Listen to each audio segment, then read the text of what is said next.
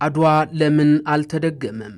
ሁለተኛው የጣሊያን ወረራ 5 ዋና ግቦች ነበሩት። ኢጣሊያ በአድዋ ጦርነት የደረሰባትን ሽንፈትና ታሪካዊ ጠባሳም በአዲስ ድል በማደስ የሮማን ታላቅነት መመለስ፣ ሰፊና ለም መሬት በመያዝ የጣሊያንን ኢኮኖሚ ማዳበር፣ ኢትዮጵያንን ከጣሊያን ቅኝ ግዛት ወይም ኤርትራና ሶማሌ ጋር በመቀላቀልም የጣሊያን የምስራቅ አፍሪካ ቅኝ ግዛት በመመስረትም የጣሊያን ሕዝብን ማስፈር፣ ለጣሊያን ኢንዱስትሪዎች ጥሬ ዕቃና ገበያ ማግኘት እንዲሁም ሞሶሎኒ የጣሊያን ፈረንሳይ ጀርመንና እንግሊዝ ልዕልናና መሪነት ብቻ ያለበት ከሊግ ኦፍ ኔሽን የተለየ አዲስ በየነ መንግስት ለመመስረት ያሰበው እቅድም የፈረንሳይንና ጀርመንን ድጋፍ ካለማግኘቱ በተጨማሪ በጣሊያን የውስጥ ችግር ተፈጥሮ ስለነበር የህዝቡን ትኩረት ለመቀየር ለማደናገርና በዓለም ህዝብ ዘንድም ዝናን ማትረፍ የሚሉ ግቦች እንደነበሩም ታሪካዊ ትውስተው ቁልጭ አድርጎ ያሳያል። ይህንን የተመለከተ ዝግጅት ወደ እናንተ ልናደርስ ወደናል። አብራችሁን ቆዩ።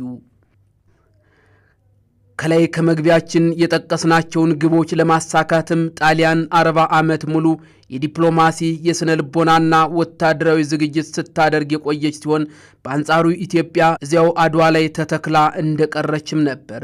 በሁለተኛው የጣሊያን ወረራ የአድዋ ድል ሳይደገምም ቀርቷል።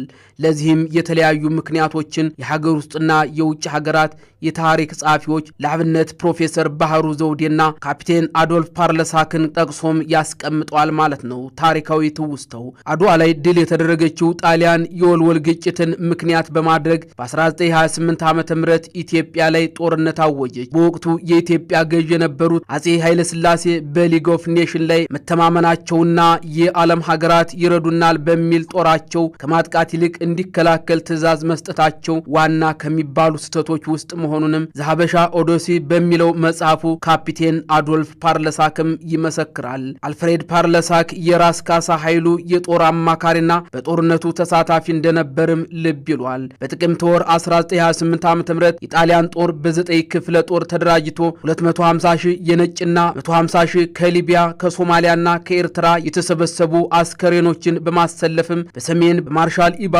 ደቦኖም በደቡብ ምስራቅ በማርሻል ሮዶልፍ ግራዛኒ እየተመሩም ከሁለት አቅጣጫ ዋና ከተማዋን አዲስ አበባን ለመያዝም ተንቀሳቀሱ። የአድዋን አይነት ሽንፈትም ለማስቀረትና ዘመቻውን በማያዳግም ሁኔታ ለማከናወንም በሰሜን 300 በደቡብ ምስራቅ 100 የጦር አውሮፕላኖች በመጠቀምም ጥቃቱን ጀመሩት። ኢትዮጵያ እንደ ሀገር ለጦርነት የጠነከረ አቅም አላደራጀችም በወቅቱ ማለት ነው። በዛን ወቅት ኢትዮጵያ እንደ ሀገር ለጦርነት የጠነከረ አቅም አላደራጀችም። ጣሊያን ወረራውን እንደጀመረች የኢትዮጵያ ጦር መልሶ ከማጥቃት ይልቅ እንዲያፈገፍግ በመታገዙ ገና ከመነሻው ጦርነቱ ወደ አንድ ወገንም ያደላ ነበር። ይህም ንጉሱ የጣሊያንን ወራሪነት ለዓለም መንግስታት ለማሳየትና ለማስቀጣት ከማሰባቸው የተነሳ ነበር። ሆኖም ግን ወረራውን ተከትሎ ሊግ ኦፍ ኔሽን በሁለቱም ሀገራት የጦር መሳሪያ ማዕቀብ በመጣልም አድሏዊ ውሳኔውን ሲያስተላልፍ አጋዥ እንደሌላት የተረዳችው ኢትዮጵያ ራሷን ለመከላከል ጦርነቱን በአዋጅ ጀመረች። በጦርነቱ የጣሊያን ትልቁ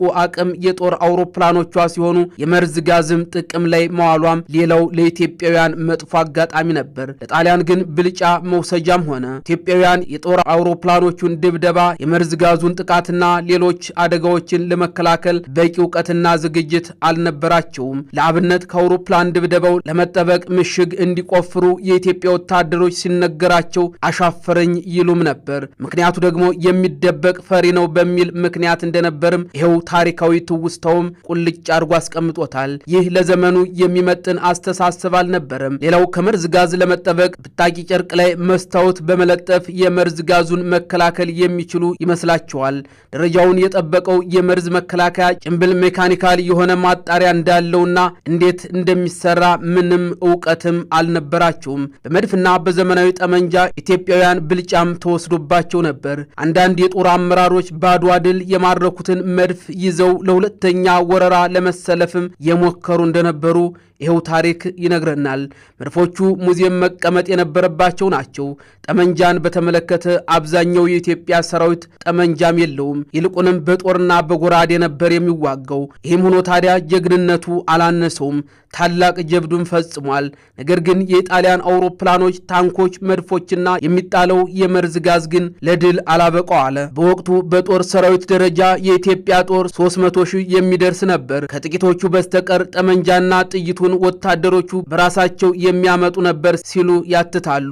ባህሩ ዘውዴ የኢትዮጵያ ታሪክ ከ1855 እስከ 1991 በሚለው መጽሐፋቸው ነው ይህንን አተታ ያስቀመጡት። በወቅቱ ጦሩ በአራት ራሶች የሚመራ ሲሆን የሰሜን ራስ ምሩ ኃይለ ሥላሴ፣ በጎጃምና በበጌ ምድር ራስ ካሳ ኃይሉ፣ ራስ ስዩም መንገሻና በመሃል ደግሞ ራስ ሙልጌታ ይገዙ በምስራቅ በኩል ተሰልፈው ነበር።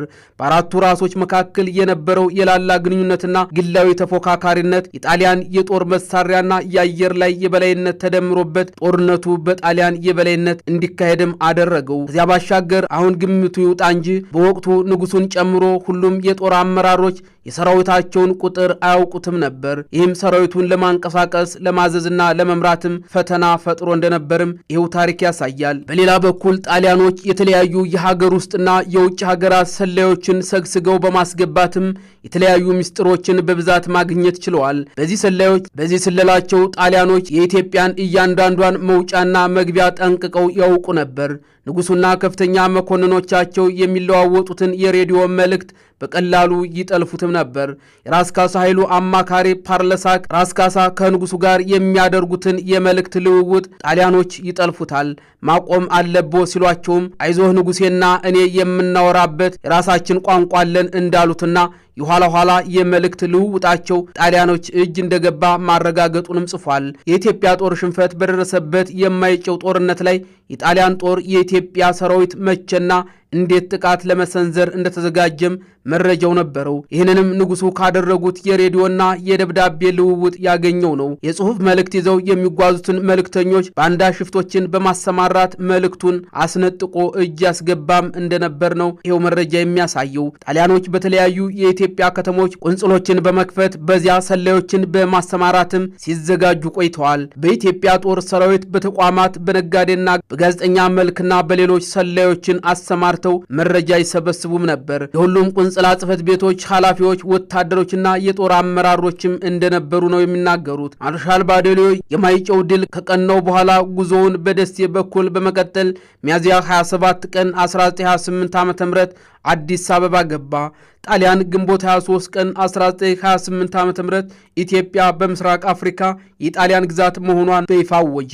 ኢትዮጵያ በንጉሠ ነገሥቱ አማካይነት ላቀረበችው የድረሱልኝ ጥያቄም የዓለም መንግስታት ጆሮ ነፈጋት። ይባስ ብለው በጣሊያን ላይ ያስተላልፉት የነበረውን ማዕቀብ በነሐሴ ወር 1928 ዓ.ም ማነሱ።